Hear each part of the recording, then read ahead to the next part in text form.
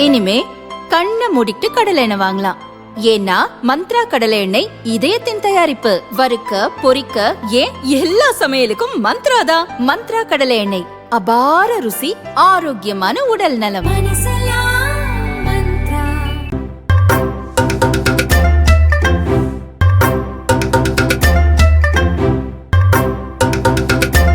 அமெரிக்க அதிபராக இரண்டாவது முறை பதவியேற்ற ட்ரம்ப் உலக நாடுகளுக்கு அதிரடியாக வரி விதித்தார்.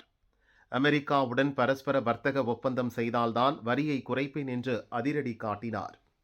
இந்தியாவுக்கு பரஸ்பர வரி என்ற பெயரில் 25%, ரஷ்யாவிடம் கச்சா எண்ணெய் வாங்கியதற்காக அபராத வரி என்ற பெயரில் 25% என ஏற்கனவே இருக்கும் வரிக்கு மேல் கூடுதலாக 50% வரியை போட்டு பந்தாடினார். உலகிலேயே அமெரிக்கா அதிக வரி விதித்த நாடுகளில் இந்தியாவும் பிரேசிலும் உச்சியில் இருந்தன. நீண்ட இழுபறிக்கு பின்னர் அமெரிக்க இந்திய வர்த்தக பேச்சில் உடன்பாடு எட்டப்பட்டதால் நமக்கான மொத்த வரியை 18% குறைத்தார் ட்ரம்ப். இந்த பரபரப்பான சூழலில்தான் ட்ரம்பை அதிர வைத்தது அமெரிக்க சுப்ரீம் கோர்ட். உலக நாடுகளுக்கு ட்ரம்ப் போட்ட மொத்த வரியும் செல்லாது என்று 9 நீதிபதிகள் அமர்வு அறிவித்தது.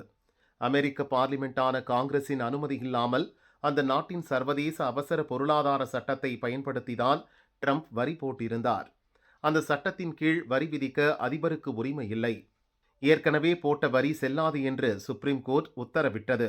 இதன் மூலம் இந்தியா உட்பட உலகின் அனைத்து நாடுகளுக்கும் ட்ரம்ப் விதித்த வரி செல்லாமல் போகும் நிலை உருவானது. இதனால் அதிர்ச்சியடைந்த ட்ரம்ப் சுப்ரீம் கோர்ட்டை கடுமையாக விமர்சித்தார். அதோடு நிற்கவில்லை.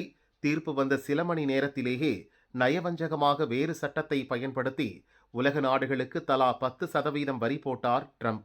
இந்த முறை அவசர பொருளாதார அதிகார சட்டத்துக்கு பதில் 1974ஆம் ஆண்டு வர்த்தக சட்டத்தின் 122வது பிரிவை பயன்படுத்தினார்.